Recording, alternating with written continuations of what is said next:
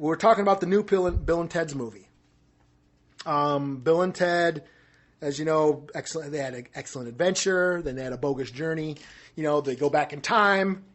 They find all these historic figures to help them out with their book report. Book report. You know, and it's a comedy, and these kids were like kind of stoner, burnout metalheads and shit. They wanted to start a band called Wild Stallions, but they didn't know how to play guitar and all that shit.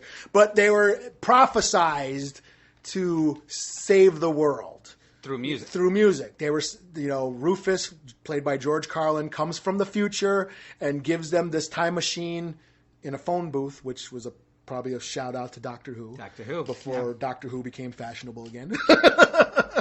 And said, here, I'll help you with your book report so you can pass this test and the band won't break up and you guys will go on to save the universe. They were destined to save through their music brings about world peace. And of course, Bogus Journey is where a bad guy from the future comes back and kills them.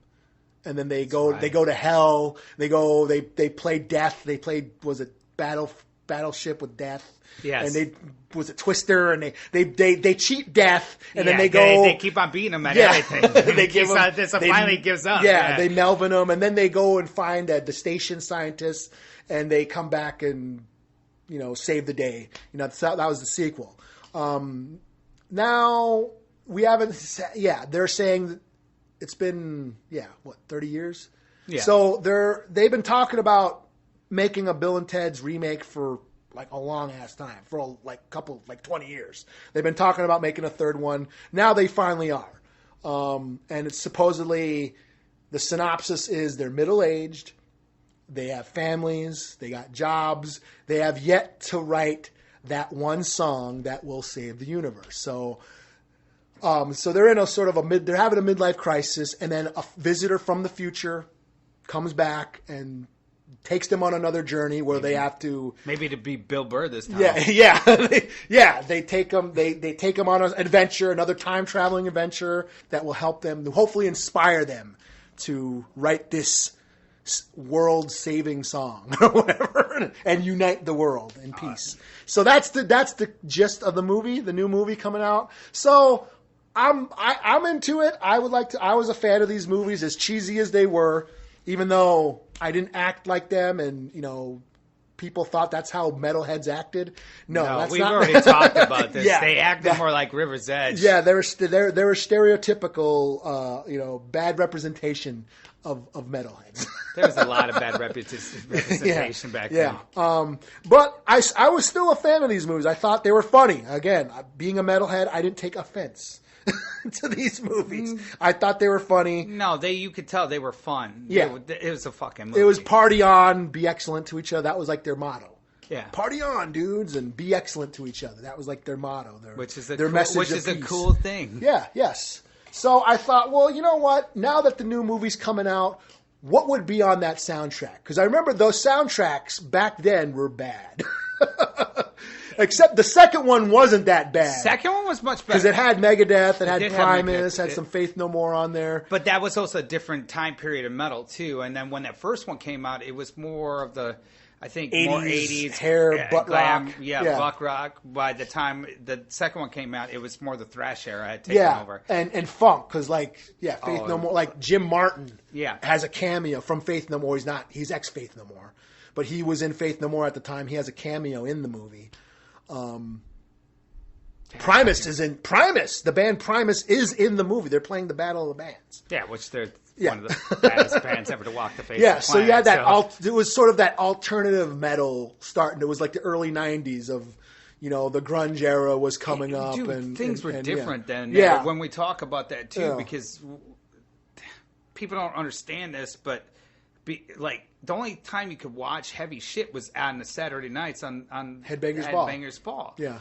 And so when even these newer alternative bands like Nirvana and Soundgarden and even something like Corrosion of Conformity, you would see it on there. So a lot of metalheads were into even alternative shit when it first hit scene. we got because it was just heavy music. We got into I found out about new bands through Headbangers Ball, man. Stuff I would never got into, But anyways, I thought let's make a cool Bill and Ted's Part 3 soundtrack. So in my brain, they're writing all these songs for the movie, and they're doing this in order to write the one mega song that saves the universe. That's how I looked at it. So what we did, we compiled the list. We got 10 songs that we would put on to 10 songs apiece that would go on our Bill and Ted's unofficial Bill and Ted Part 3 soundtrack. So, do you want to go first? Yeah, and I tried to also, when I did this, I also tried to keep in mind of them still kind of that 80s mentality, 80s. The party, let's party. Not even so much the party thing, but there's a broad spectrum in the 80s. We got everything from, regular metal to fucking thrash metal. So, so the first one that I could imagine them writing is Accept. Balls to the Wall. Okay, that's a good one. Because it's just like this real epic, just a real, and it's from that time period, and it's just really big and huge and just straightforward rock and roll. It's a fucking cool jam. Yeah. If you don't like that jam, well, then you're probably not. You're Song. probably not a metalhead. Udo Dirk Schneider. How do you say his name? Dirk Schneider or something? Yeah. No, Accept Balls to the Wall. Yeah, I could see Bill and Ted jamming out. Yeah. So my jam, my opener, my album opener, it's a given. Who do they want on guitar? Eddie Van Halen. We need Eddie Van Halen on guitar. So my first song, my opener, Van Halen, Running with the Devil. Oh, yeah, that's a great one. Fucking sweet. Yeah. And it's probably the only Van Halen song I like. I love Van Halen, man. I would like a... Van Halen made my list, but Mean Streets is my favorite song that fucking band. Yeah, I almost had Everybody Wants Some because... Oh, that's good, too. Because Alex's drums... I'm a drummer, so that... that beginning. Yeah. But I think the thing, and I know this bugs a lot of people out, I can't stand David Lee Roth. Oh man, I love David Lee Roth. Fuck that him. squeal he has, that. Yeah, I love that shit. I can't. I hate that. Every time I hear it, I do that Homer Simpson cringe, even everybody wants some too. Yeah, it's I fucking can't great. stand I love that it. shit. And the shit he says, in the. Oh, I love Yankee Rose. Oh yeah, she's so beautiful. Give me a bottle of anything and a glazed donut. I'll give a fuck. David Lee Roth's the fucking man. Reach down between my legs. That suit is you. You'll get some leg for sure. The shit he says is so cheesy and over the top. That's why I like him though. He's overly flamboyant, just over the top. No, I couldn't do it. I couldn't. But hey, Running with the Devil. It's a fucking heavy as fuck. It's a fucking great song. Good jam. I dig that song. So yeah, and hey, they wanted Eddie Van Halen on guitar, so Van Halen had to be on the soundtrack. So. This is my second jam that I could see them writing, and I could see them writing AC/DC for Those About to Rock. Oh yeah, super epic. Beginning is fucking massive. It's big. It's beautiful. It's layered. It's the most iconic intro to any fucking rock and roll jam. And on top of it, Angus Young is the ultimate best guitarist ever, probably. I'll tell you one thing. You know what? When people talk some shit, let me tell you something. He's the first and only real rock star I've ever seen. Everyone else, kind of rock star, they're kind of big, but not that carry that much weight. Where he is the fucking band. He's got balls galore. He's the fucking. You can't replace him. He's bigger than the fucking front man. They replaced the singer. They replaced every member except That's him. what I'm saying. Yeah. When I seen him go on this pedestal thing, get brought up in the air, and everyone's screaming their minds out while he's playing his guitar on his back, I was like, I don't even give a fuck if he's playing two notes. It's fucking badass. And if you don't like it, fuck you. This is the shit. How old is he? In his 60s, still fucking jumping around on one leg and shit? I'm telling you, not only that, but let's get serious. He's still alive. He is still Plain alive. and simple. There's a lot of motherfuckers that didn't live Rest through in peace, shit. Malcolm, to his brother. You know, we just lost his brother not too long ago. So, no, AC/DC is like one of my favorite all time. They were the intro. They were the start for me. I mean, I liked other shit before that. I was in the Twisted Sister and shit on MTV and Quiet Riot and Rad. I was into that shit, but AC/DC was the very first band that I bought all their albums, you know what I mean, at one point, you know. So yeah, no, I back AC/DC being on the soundtrack, so yeah.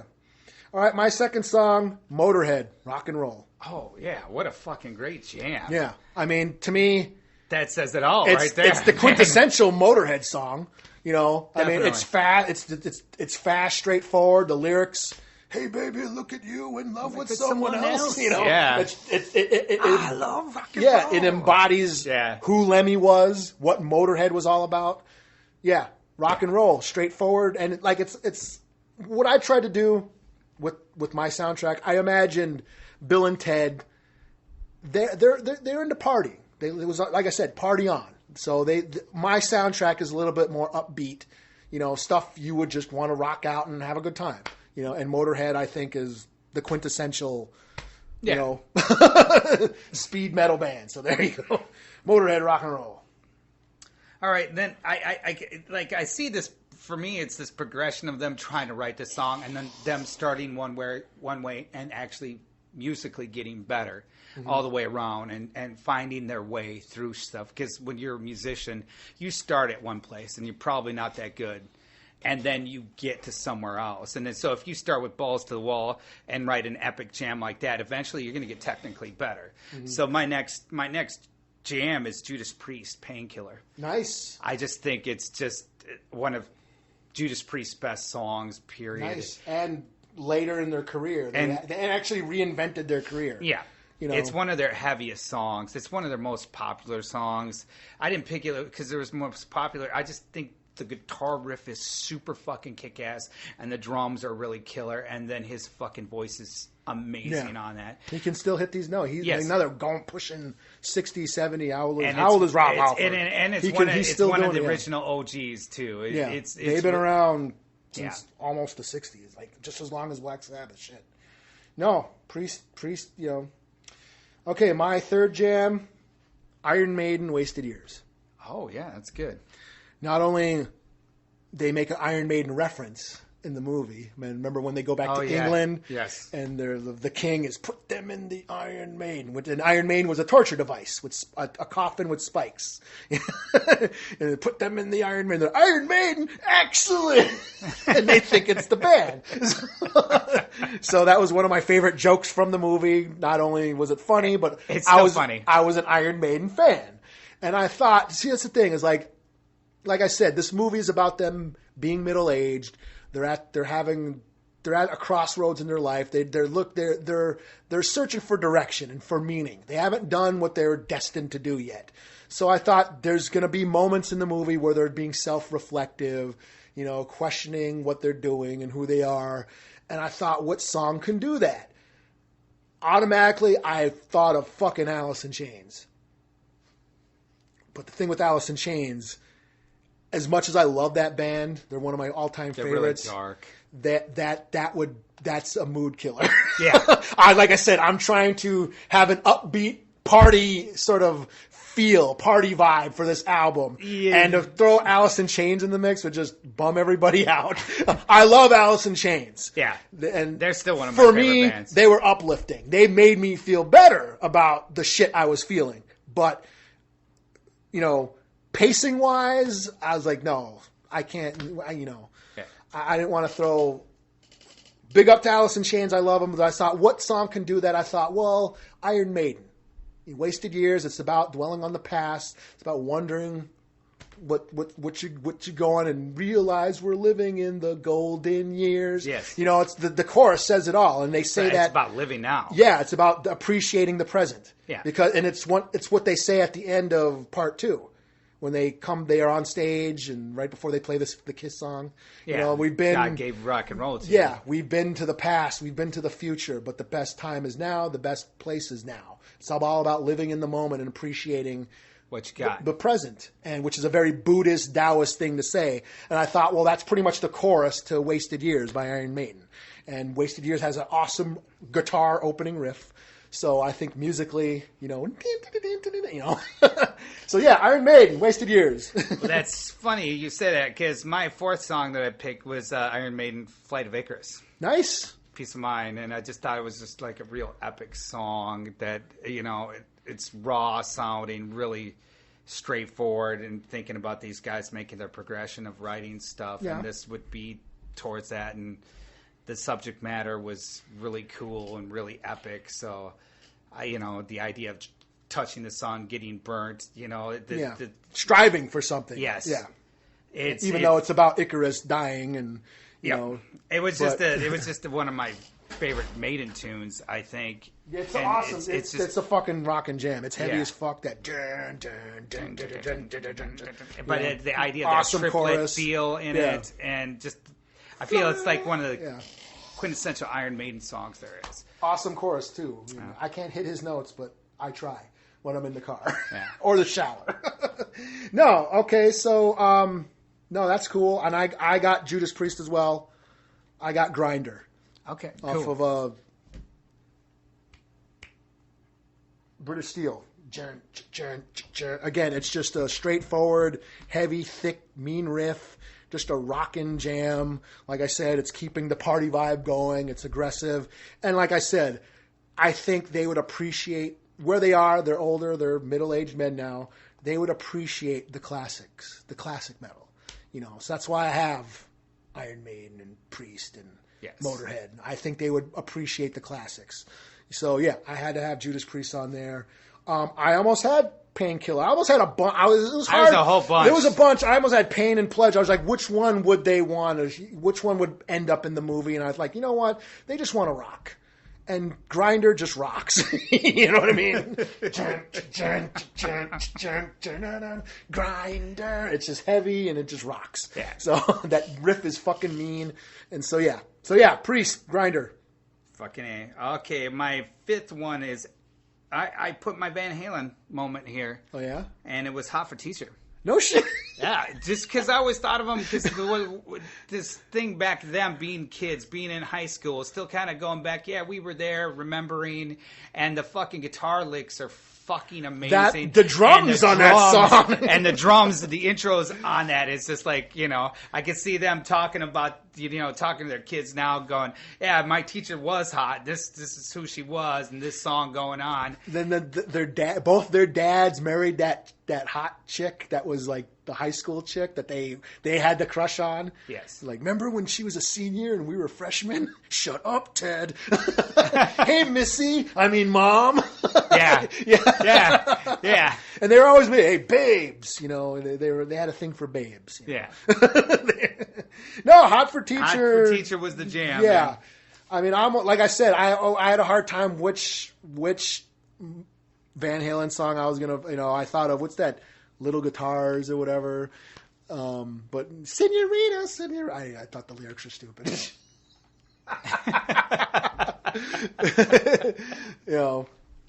But yeah. So yeah. I mean, again, you have to have a Van Halen song. I mean, Ted was wearing a Van Halen shirt in the first movie, and they needed Eddie. Like I said, they needed Eddie Van Halen on guitar. Okay, so what am I on? My fifth one? My fifth jam. Now this is just because in the second movie, you go in one of their bedrooms and they have posters of metal bands all over. Faith No More, fucking Motley Crue, you see all that shit. But there's some punk bands on their wall. Infest, which is a deep pull. Infest. That's really deep. Infest is one of my favorite hardcore punk bands of all time. They're not on the soundtrack because that's just too fucking heavy for anybody. Yeah, it would have been cool. Yeah, there's very fast hardcore. They had Bad Brains posters on the wall. So I thought, let me pick a punk song. Problem, which one?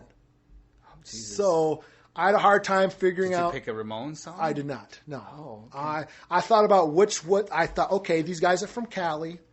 Oh shit. Let's go with some Cali punk. And then I thought, well, again, what the movie's about, where they are in their lives.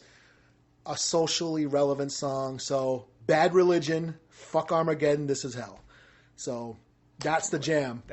That's a great jam. Yeah, and it like fits. It's not too punky. It's not too abrasive. It fits. It's got that dope ass bass line at the middle and the beginning. I mean, and it's just like I said, it fits well in with the rest of the metal that's on the Bad Religion's a strange band, but an awesome band, and people don't realize how many people love that band and have stole their songs, covered them. Just like they're more influential than people even fucking know. That band's fucking ruined. Yeah, and doesn't the guy, the lead singer, isn't he got a PhD in some?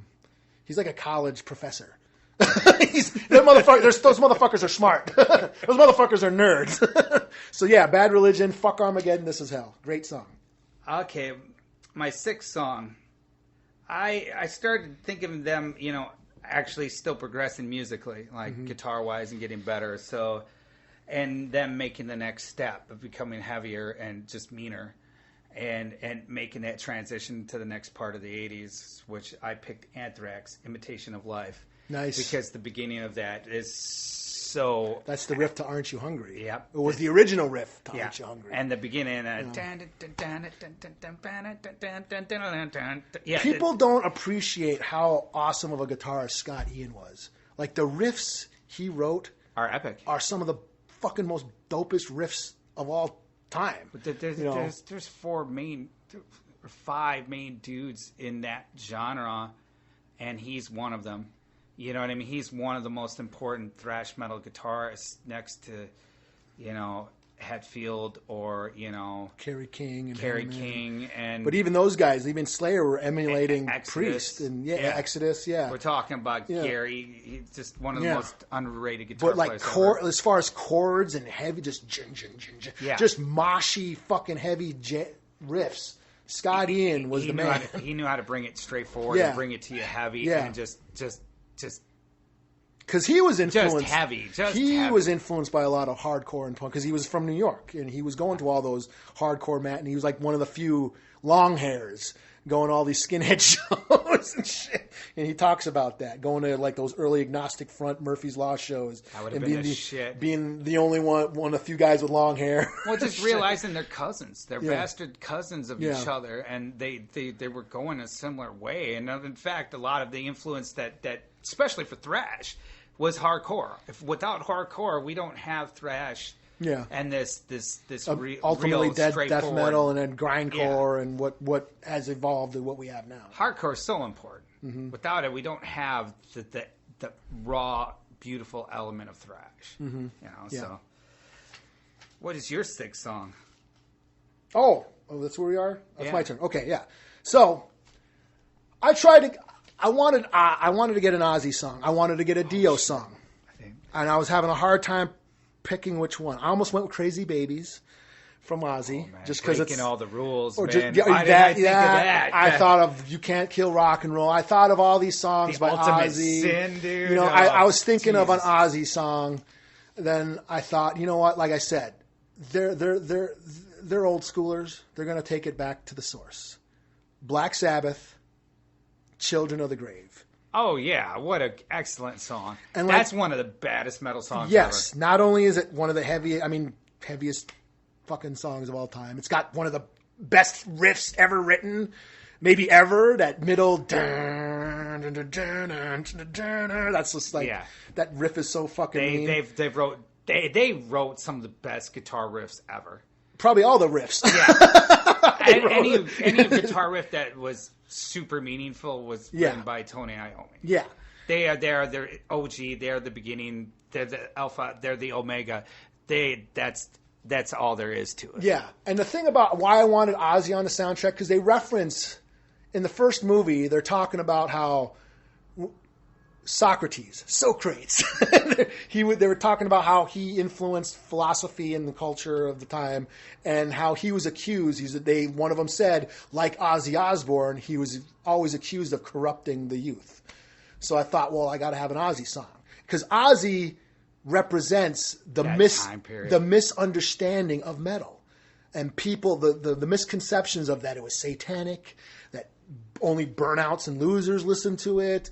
That if you basically, they thought of you as a loser and you were a crackhead or whatever if you were listening to metal. Evil. And you were evil, you're satanic. All these misconceptions of metal. And I was like, that's what Ozzy took. If you actually read Ozzy's lyrics, and more importantly, Black Sabbath's lyrics, you will see that they were a bunch of fucking hippies. They got accused of being satanic. But if you listen to their songs, they're always talking about Satan and the devil, about being like he's the bad guy. He's something to be feared. Satan, like, oh God, help me. Yeah. Satan laughing spreads his wings because of war. On the song War Pigs, Satan's laughing because of war, because war is evil. They were fucking hippies. And then Children of the Grave. Again, Bill and Ted are trying to write a song that's supposed to inspire peace throughout the world. Children of the Grave. It's a song about revolution. Yeah. The lyrics. Read the lyrics to Children of the Grave. Revolution in their hearts. Children start to march. Yeah. It's about them. And they, like I said, because they had dark song titles, they automatically equated them with evil. Children of the Grave. Oh my God, these kids are so fucked up. No, he's talking about the children. In the lyrics, if you want to save the world or to show the world that the power of love, you must be brave, or the children of today are children of the grave. He's talking about children, the kids standing up, the youth standing up and fighting for their future. That's what that song's about. Fuck it. That's going to be the fucking outro song. You know what I mean? So, but yeah, that's what I'm saying. Is like, if you actually read the lyrics, Ozzy's lyrics or Black Sabbath's lyrics, they weren't satanic. They're basically hippies, singing about peace and love, So yeah. Yeah. Black Sabbath, Children of the Grave. It's one of my favorite songs from them. Song number 7 for me was like this band was going to make this list. It just was. I wasn't sure what song to pick, and I went through a couple of them, and I was like, no, that's not the right song, and not the right song. And I still imagine these guys still writing from their own personal perspective and trying to get this thing out, and they're still in the process of finding themselves and finding the ultimate song to save the universe. And this is them, part of their ego and part of the beginning, them finding their way is, I picked Metallica, Hit the Lights. Okay. No light to Just... leather. Gonna kick some ass tonight. Well, all right. Yeah. We start to rock, we never can stop again. But I mean, it's a straightforward rock and roll song. Yeah. It's really in your face. It's a band song, playing live and rocking out. It's all about being in a band and just doing it. Yeah, just party on, dude. That's my song number 7. Yeah, I didn't get him. I was trying to. Like I said, I almost picked Ride the Lightning because I really thought that was just one of those epic songs that people don't get, but that didn't really fit the motif of what I was trying to do with this list. So Hit the Lights fit it better, because it's about them being in a great band. Songs. It's too bad they can't play them anymore, or they can't sing them anymore. Well, they can't play them either. Well, Lars can't play and James can't sing. Have you heard James sing lately? Have you heard him? Yeah, I heard it. Try to fucking. I'm still happy they made the records. Yeah, I mean, Hit the Lights is a great song. I think I bashed him enough over the fucking years to go back and go. You know what? The first 3 records and Garage Days are just classics. Yeah. If you're going to listen to Metallica, and those are where I throw the heyday when there was a time when Metallica ruled the world in my book, and that's just not the case for real metalheads will understand this. People who are not into metal won't. But the first 3 Metallica albums are gold. So okay. My next song, like I said, I'm trying to think of them. Bill and Ted, they're in their mid-40s or whatever. They're middle-aged men now. I would think that they would appreciate some of the more modern men. I'll try to get some new bands on the soundtrack, some newer metal bands. And I would think they would appreciate the more proggy, melodic death metal that is going around. Bands like Arch Enemy, bands like In Flames, Children of Bodom. That type of shit. I think they would be into that maybe type of even shit. Periphery. Yeah. Something like that. Yeah, I think they would be into that proggy metal. Yeah. So I thought, well, out of all those bands, which ones do I like? I mean, I don't mind those bands. It's just, to me, they're so pretty sounding. And pretty, I don't mean like flowers and fluffy shit. I mean overly produced. And melodic. Yes. Oh, and like digital, like it's so digitized. You know, it's so slick production. You know what I mean? That's what I say when it's very pretty sounding. And me, I'm in the grind. I like it raw. I like it raw. I like it dirty and raw. I'm a nasty motherfucker. Yeah, I like my shit more dirty and raw. So, but I did choose one. I chose Gojira. Oh, really? Yeah, Gojira, the heaviest matter in the universe. It's the only Gojira album I've really ever got. I mean, probably the only one I've really ever heard.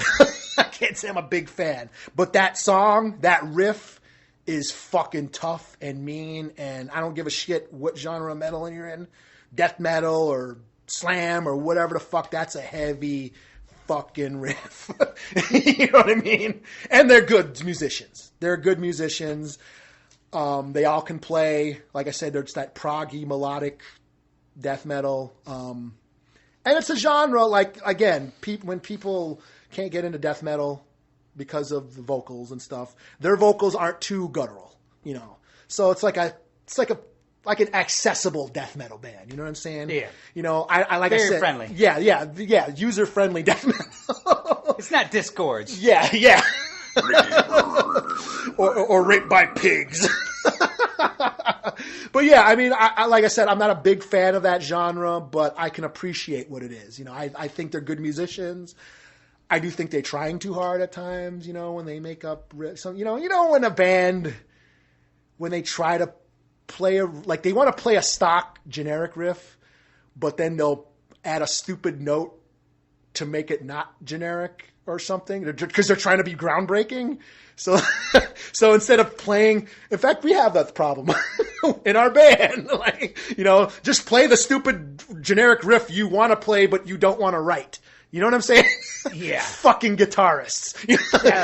like instead of going jun jun jun jun, I'll go jun jun jun. Just to make it not sound like every other riff on earth. And we don't want balls to the wall anymore. We're cool with the original. Yeah. We're not doing it again. It's like fucking musicians just trying to be groundbreaking all the fucking time. It happens, motherfuckers, man. Just want to rock, man. They just want to rock sometimes. Well, you know, speaking of taking guitar parts too far, I picked for my 8th song, Megadeth, Set the World on Fire, and it's got no lyrics to it. Oh, the very beginning. Yeah, oh no, you're not Into the Lungs of Hell. Set the World afire. Okay. Yeah. There's some awesome. Yeah.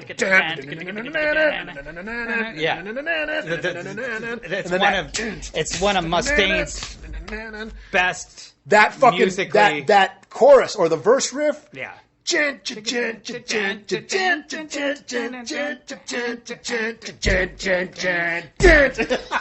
Great song. But that's what I'm saying is like it takes forever to get to the lyrics, but what's really cool is it's just the lyrics on top of it. I think it's really a big fuck you to the world. I think it's like you feel the anger. You feel this is basically him also responding to Metallica for kicking him out and his response. And it's just the idea of getting something out. And I still see the band still trying to make these strides and trying to get better at their craft and write better songs, become better musicians, and do this. So and it's just a fucking awesome jam. And early Megadeth, because again, for me, it's the first 3 albums of Megadeth. I was not a fan of Rust in Peace. I know that's blasphemous to guitarists. I like it. Yeah, I know. But Megadeth, again, were very like the lyrically profound lyrics, like lyrically philosophy deep.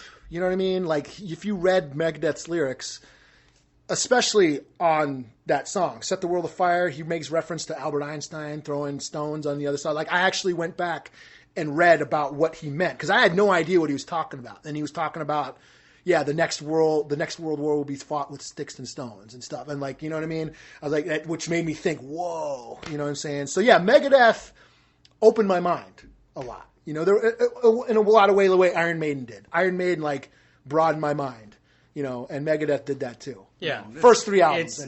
I think it's by far his greatest piece of work. Yeah. I think, and they were on that one soundtrack. The second one. Yeah, they did Go to Hell. Go to Hell. Yeah, they wrote that song just for. In fact, that was the first title. The first title of the movie was supposed to be called Bill and Ted Go to Hell, but the studio wouldn't let them. Yeah, call it that. So they had to go with Bogus Journey. But that's how Megadeth got on the soundtrack. So what do you got? What do you got? Well, you just got on my turn? Yeah. Okay.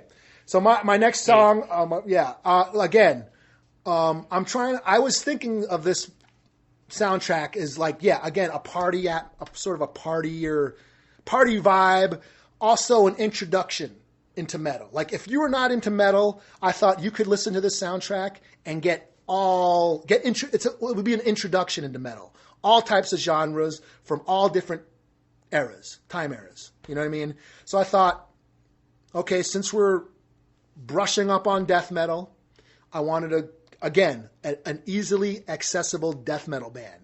It's hard to come by, you know, because I said people can't get past the vocals. Diabetes. Yeah. But someone's killing on adrenaline. So I thought of what's an easy, accessible death metal band? Amon Amarth. Oh. You consider them a death metal band? That's weird. Yeah, I don't. Well, because of their vocals. Vocally, they are considered death metal band because he's got guttural vocals. So but yes, I think musically, more of a thrash band. Yeah, musically, they're Iron Maiden. They're basically Iron Maiden with death metal vocals. What song? Oh, what song? As Loki Fails. That's what it's. You know what I mean? Just because of the guitar work. Okay. You know, it's got that. It's very melodic. Musically, it's very. Got a lot of musical elements. Very, very. The guitar work. You know, and those guys were always playing air guitar.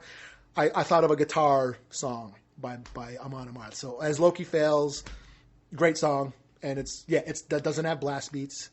The Gojira song has some blast beats in it, but it's like it's not 280 beats per minute. It's just like enough to introduce people. Yeah, blast beats exists, but it's not a fast song. You know what I mean? I mean, I steered away from all the death metal shit. Anything super brutal. I just didn't think it would fit their characters as well. Yeah, and also it'd be harder for just regular people to somehow get into it. Yeah, I would be cool with it. Yeah, even for metal fans, death metal is an acquired taste. We're at the bottom. We're at the bottom. It's a fine caveat. Yeah. We're at the not everyone likes the bottom caveat. line. Yeah, you know what I'm saying? Yeah. Some people we're at the deep. Yeah, we're at the deep end of the pool. Some people like wading in the kiddie pools and in the 3 feet. We're diving off high diving boards here. We're getting deep. So this is my song number 9. This is how I feel like the band's progressing. They're at least going out playing, doing shit, trying to make shit happen, and you know, still getting there, right? And making this next step. But I think they've already got the chops. They know how to play. They know what they're doing, but they're still getting the song aspect and trying to find who they are. So I picked Exodus, Toxic Waltz. That next thing. Party on, yo. Well, not only party, but that idea of having fun, but throwing down and being hard and, you know, just bringing it. Yeah. Toxic Waltz is one of the all-time, it's a classic thrash jam. Yeah, throwdown songs. Moshing jam. Yeah. Let's get in the pit and have some fun. Yeah. That's Kid Rock lyrics. Don't quote me on that. That's not good friendly, violent fun in store for all. Everybody's doing the Toxic Waltz. Now, for people who don't know, but I mean, it's that band thing, that really being in the band and then just bringing it. Yeah, and a live song, a crowd pleasing song to play live.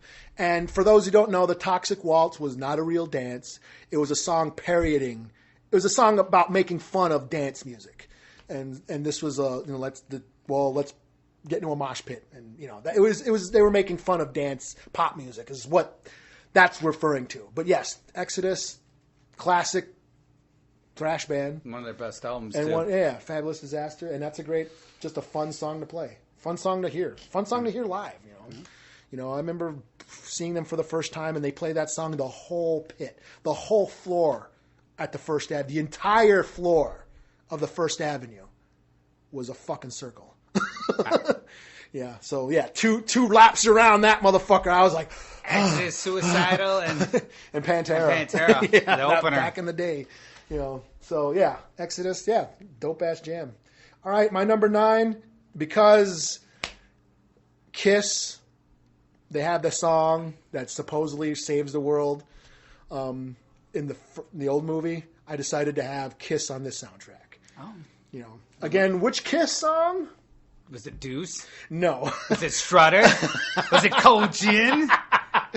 And is it Tears Are Falling? Oh, no. It's Tears Are Falling. I don't give a fuck. It's Lick It Up. No. Lick it up. No, I'm just kidding. Let's put the X in sex. God. Now you're making me think of all the shitty Kiss songs. There's a lot of them. I don't know if I want Kiss on my soundtrack. It's already too late now. You gotta go with it, man. And again, I'm not the biggest Kiss fan, but I do like this song because it's awesome, and you can't deny how awesome. Domino? No.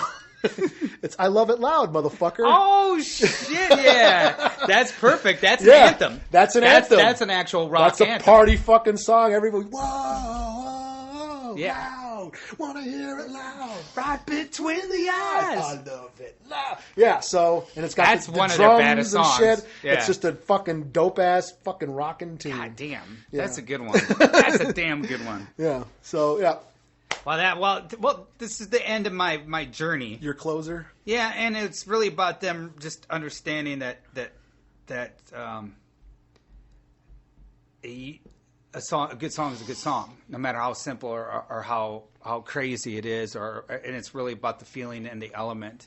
And I picked, of course, the original OG band, Black Sabbath, but I picked a Dio era because I always figured they would be more into the singing aspect and the more melodic thing too. So I picked Heaven and Hell, which I think is Dio.